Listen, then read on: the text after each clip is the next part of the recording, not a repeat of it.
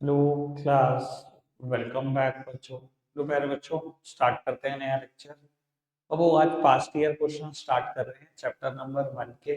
आज ही शुरू करके आज ही खत्म कर रहे हैं और आधे घंटे में ही खत्म हो जाएंगे। बेटा 5-6 चीजें बड़ी इंपॉर्टेंट है जिस पर डिस्कशन होगा आज, वो तो होगा ही होगा।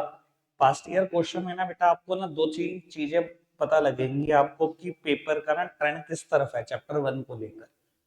देखो, मैं अभी आपको 16 से लेकर 40 तक क्वेश्चन कराऊंगा, ठीक है। 16 से लेकर 40 तक, जिसमें हम देखने वाले हैं कि इनको किन किन हेड में लिखेंगे, किन किन सब हेड में लिखेंगे। ज्यादातर बहुत सारी आइटम आई हुई होती हैं और हेड और सब हेड पूछ होते हैं। कभी कभी सिर्फ हेड पूछ लेता है, कभी कभी सिर्फ सब हेड पूछ लेता है। ठीक है जी, वो क्वेश्चन की मर्जी है। ठीक है। और मैंने ना कुछ क्वेश्चन में ना कई जगह पे स्टार भी लगाया हुआ होगा, जैसे कि मैं एक आध जगह दिखा देता हूँ। एक जगह ये टिक करी हुई है मैंने, दूसरी जगह, ठीक है, तीसरी जगह यहाँ स्टार है, चौथी जगह यहाँ है, पांचवी जगह, 5 जगह स्टार है। एक तो इनकी स्पेशल कुछ बात करनी है, इसके अलावा एक आध बात और करनी है। ये देखना बेटा, क्या कभी एसपीएल का भी क्वेश्चन आया है? ये देखो, शुरू हो जाओ, 2013 से क्वेश्चन है ये। ठीक है जी। Balance sheet, balance sheet, balance sheet, balance sheet, balance sheet, balance sheet का क्वेश्चन, अगेन बैलेंस शीट, ये भी बैलेंस शीट, बैलेंस शीट। ठीक है जी। ये भी बैलेंस शीट, बैलेंस शीट। ये भी इन्वेंट्री जहां पर दिखाई जाती है उसी के 4 सब हेड। ठीक है, ये इसने गलत दिखा दिया आइटम, बैलेंस शीट का ही क्वेश्चन है, सारे क्वेश्चन बैलेंस शीट पर है। यानी कि इससे भी थोड़ी सी क्लैरिटी हो जाती है कि मुझे उम्मीद बहुत कम है कि क्वेश्चन एसपीएल का होगा, बहुत ही कम। ठीक है जी, बहुत कम उम्मीद है मेरे को कि क्वेश्चन एसपीएल का होगा। ठीक है, चलो खैर पढ़ना शुरू करते हैं। ये सीबीएसई सैंपल क्वेश्चन पेपर का क्वेश्चन है। एक बार फटाफट से मैं ही डिस्कस कर रहा हूँ बेटा। बेटा देखो, मैंने तो 7-8 मिनट में ही सारे क्वेश्चन कर दिए थे, 7 से 8 मिनट। ठीक है, ये आपके ऊपर डिपेंड करता है कि आप कितनी तेजी से करते हो। एक काम करना, क्वेश्चन नंबर 16 की सारी आइटम के हेड सब हेड लिख दो। जल्दी करना, हेड सब हेड लिखना फटाफट से।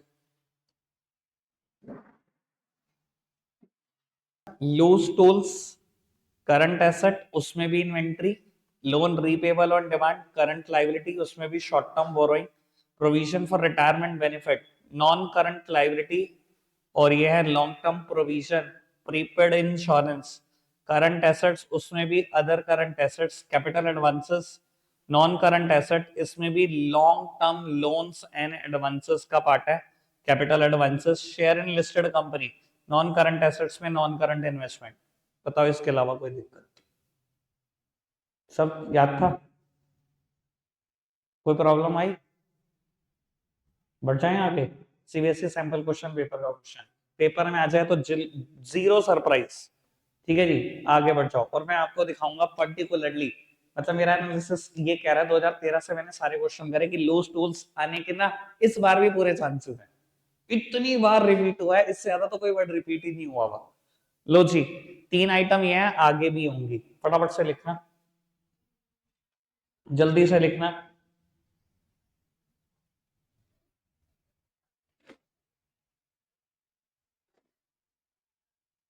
आगे बढ़ जाओ। 2018 और सॉरी 18 और 19 क्वेश्चन भी कर दो, 3-3 आइटम इसके भी लिख दो, फिर एक ही बार देखते हैं।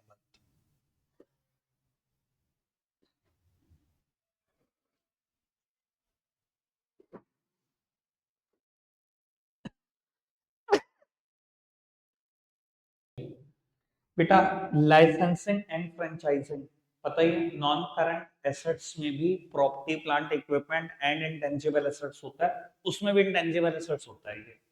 ठीक है जी। लोन रीपेबल ऑन डिमांड अभी पहले भी आ चुका है, करंट लाइबिलिटी है और उसमें भी बेटा शॉर्ट टर्म बोरोइंग है। एक्रियूड इनकम एसेट है, करंट एसेट्स उसमें भी अदर करंट एसेट्स। ठीक है जी, आगे बढ़ जाओ। अनक्लेम्ड अनपेड डिविडेंड तो वो करंट लाइबिलिटी और उसमें भी other current liability. Mining rights intangible assets है। ठीक है जी, नॉन करंट एसेट्स में भी property plant equipment and intangible assets, उसमें भी इंटेंजिबल एसेट्स। यूज टूल दोबारा आ गया। करंट एसेट्स में inventory, capital WIP, property non current assets में property plant equipment and intangible assets, उसमें भी जाके कैपिटल WIP है। Calls in advance other current liability का पार्ट है, करंट लायबिलिटी उसमें भी other current liability, computer software फिर वही इंटेंजिबल एसेट है, नॉन करंट एसेट्स में प्रॉपर्टी ब्ला ब्ला ब्ला ब्ला। ठीक है जी। अब इससे रिलेटेड एक बात, कल ये प्रॉब्लम आपने भी पूछी थी ना करके, बेटा अब मेरी बात सुनो, जब हमने अदर करंट लायबिलिटी डिस्कस की उसमें पहली आइटम यही डिस्कस करी ना, current maturity of debenture and deposits. ठीक है बाबू, ये सीबीएसई ट्रीटमेंट इसका चेंज कर चुका है। ठीक है, यानी कि कंपनी लॉ में भी ट्रीटमेंट बदला जा चुका है। ये शॉर्ट टर्म बोरोइंग का ही पार्ट लिखना, अदर करंट लायबिलिटी का नहीं। करंट लायबिलिटी में पहले हम अदर करंट लायबिलिटी में लिखते थे इसको, करंट लायबिलिटी में हम शॉर्ट टर्म बोरोइंग में ही लिखेंगे। ठीक है, मैं यही देख रहा था इसके बारे में कल से लेकर अब तक। तो बेटा ये करंट लायबिलिटी में शॉर्ट टर्म बोरोइंग का ही पार्ट है। ठीक है, इसके अलावा बस बाकी बातें करो आप फटाफट से, जल्दी से करना थोड़ा सा।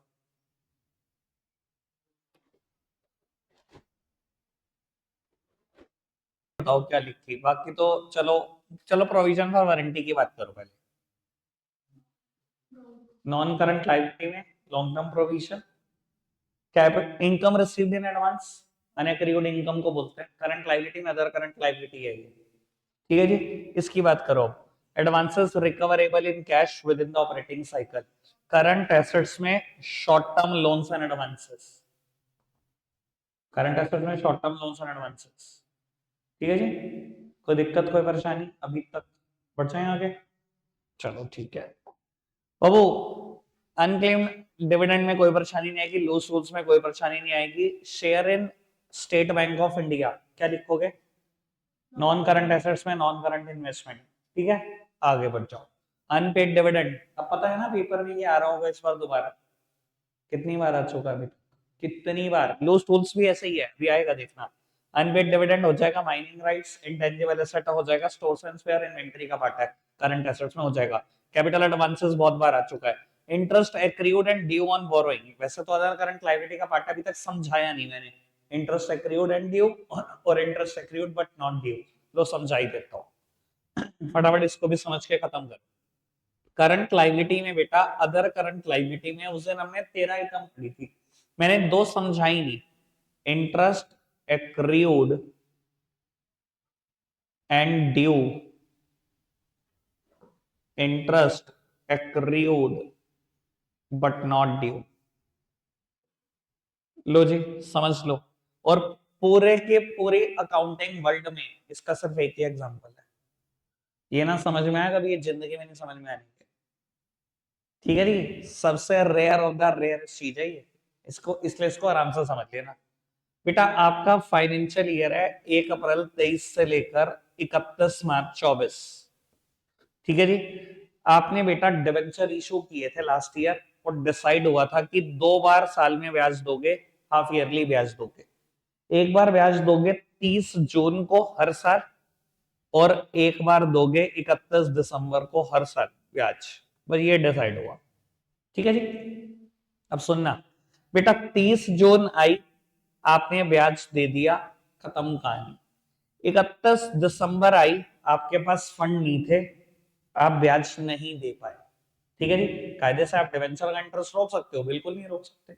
आपने डिवेंचर इशू करे हुए, लेट्स सपोज 10% डिवेंचर, वो भी 10 लाख रुपए के, 10% डिवेंचर इशू किए हुए हैं 10 लाख रुपए के, 1 लाख रुपए साल का ब्याज, यानी कि जो 2 किस्तें देखते हो 50-50 हजार की देते हो। यहाँ पर 50 हजार का ब्याज दिया, बिल्कुल दिया। यहाँ पर 50 हजार का ब्याज देना था, फंड नहीं थे, दिए नहीं।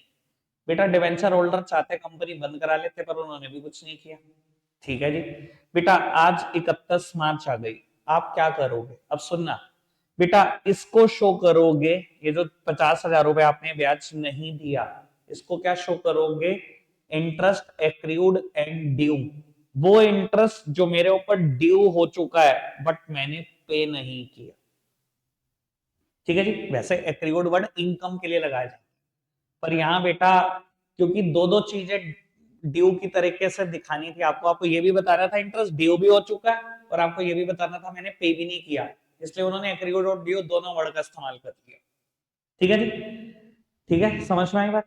और बेटा इन 3 महीने का, बाबू आपने तो ब्याज देना ही नहीं, आपने तो ब्याज कब देना है? 30 जून को देना है।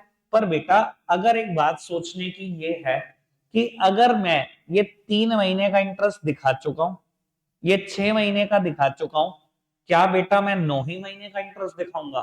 Accounts will prepare for a specific period of time, और वो स्पेसिफिक पीरियड ऑफ टाइम 12 महीने, तो खर्चा या इनकम 12 महीने का दिखाना होगा।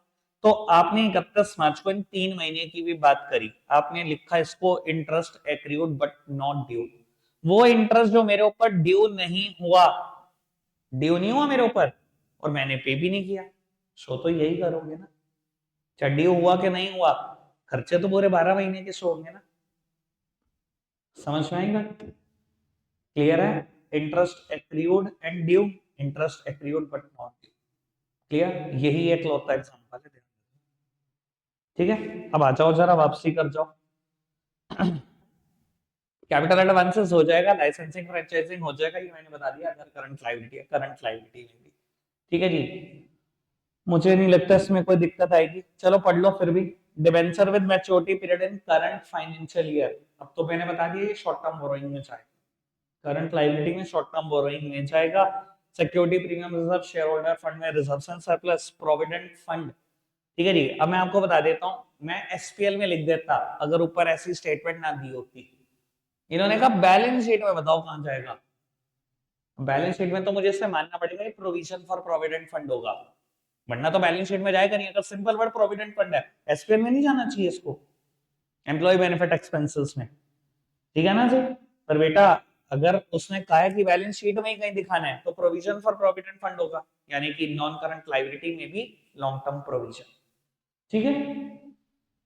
ठीक है, आगे बढ़ते हैं। ओ अब मैं एक बार ना स्टार वाली आइटम बता देता हूँ, उसके बाद आप बैठ के क्वेश्चन करते रहना, फंस ना जाओ। ये पढ़ना second question, second point. Retirement benefit payable to employees, retirement benefit employee को भी पे करना है। देखो पेबल वर्ड ना थोड़ा थोड़ा दिमाग में इंप्रेशन आउटस्टैंडिंग का देगा। आउटस्टैंडिंग से वैसे यहाँ पर मतलब है नहीं, अगर थोड़ा सा समझने की कोशिश करो। अच्छा अगर मैं प्रोविजन बनाता हूँ एम्प्लॉय बेनिफिट के लिए, प्रोविजन बनाता हूँ एम्प्लॉय बेनिफिट के लिए, तो वो भी तो पेबल ही होता है। प्रॉफिट में से बस मैंने अलग निकाल के रखी होती है अमाउंट, पे करूंगा जब वो रिटायर होगा, अभी थोड़ी पे करूंगा। जब रिटायर होगा तभी तो पे करूंगा। तो ये उसके लिए वो पेबल वर्ड है, या आउटस्टैंडिंग वाला पेबल नहीं है, ये प्रोविजन वाला पेबल है। ठीक है ना जी? समझ में आई बात? ये कुछ और नहीं है, प्रोविजन ही है, लॉन्ग टर्म प्रोविजंस। ठीक है, आगे बढ़ जाए। पहले जिन जिन पे मेरा स्टार या टिक है, मैं पहले वो वाली कहानी खत्म कर दूं, फिर बैठ के पढ़ते रहना। शॉर्ट टर्म डिपॉजिट, इसको क्या करोगे? क्या करोगे? शॉर्ट टर्म डिपॉजिट ये पेपर में आ गया, क्या क्या करूं इसका, कहां दिखाऊं? मन से क्या कहते हो, क्या दिखाना चाहिए इसको?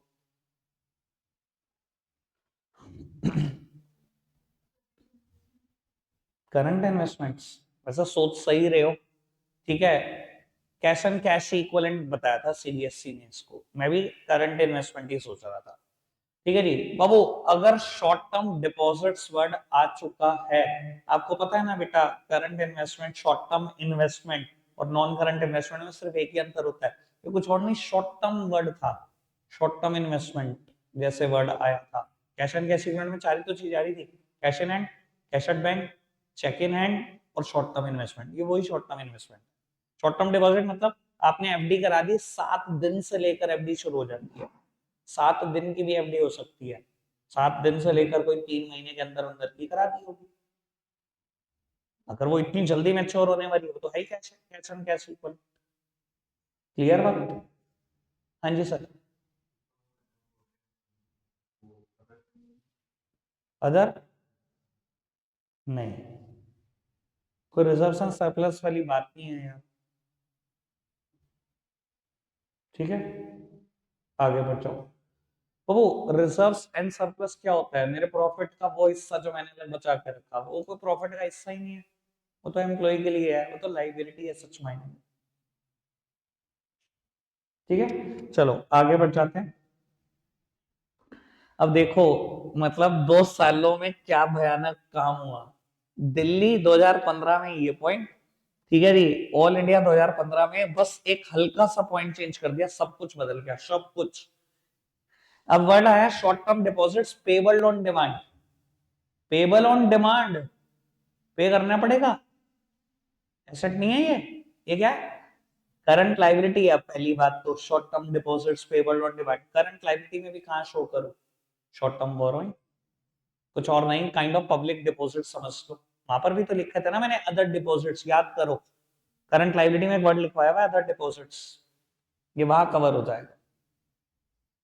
ठीक है ना जी। अगर सिर्फ सिर्फ शॉर्ट टर्म डिपॉजिट आ गया मतलब अलग है, short term deposit payable on demand आ गया तो मतलब बिल्कुल बदल जाए।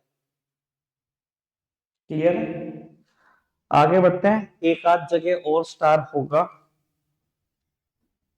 ये जो बात मैंने अभी एम्प्लॉय बेनिफिट के लिए रिटायरमेंट बेनिफिट के लिए बोली, फिर वही बात, encashment of employee earned leave payable on retirement, तो ये अर्न लीव है। ठीक है जी, वर्ड पेबल है, पेबल से मतलब आउटस्टैंडिंग से मत समझ जाना, यहाँ पेबल से मतलब वही है कि प्रोविजन क्रिएट किया हुआ है, पे करेंगे जब करेंगे। अब अभी तो हम प्रॉफिट में से अलग निकाल रहे हैं कि कोई बंदा है छुट्टी नहीं लेगा काम कर जाएगा तो उसको पे करना पड़ेगा जब वो जाएगा। ठीक है जी, यानी कि प्रोविजन फॉर अर्नड लीव है, ये लॉन्ग टर्म प्रोविजन का पार्ट हो जाएगा, नॉन करंट लायबिलिटी। ठीक, टैक्स रिजर्व्स, ये क्या?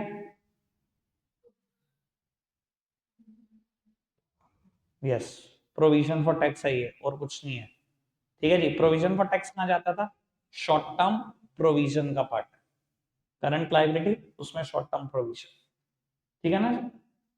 आगे बढ़ जाए, मेरी तरफ से तो खत्म है, मेरे हिसाब से तो और कोई भी चीज आपको परेशान नहीं कर सकती, मैंने तो सब करके देख लिया, करके बाकी आप देख लो। ठीक है जी, मैंने शायद 25 क्वेश्चन पे आपको रोक दिया, 25 से शुरू हो जाओ। ठीक है जी, कम से कम 30 तक का तो करके देख लो, कोई परेशानी लगे पूछ लो। ठीक है जी, स्टार्ट रखते हैं, आज के लिए इतना ही है, मैं रख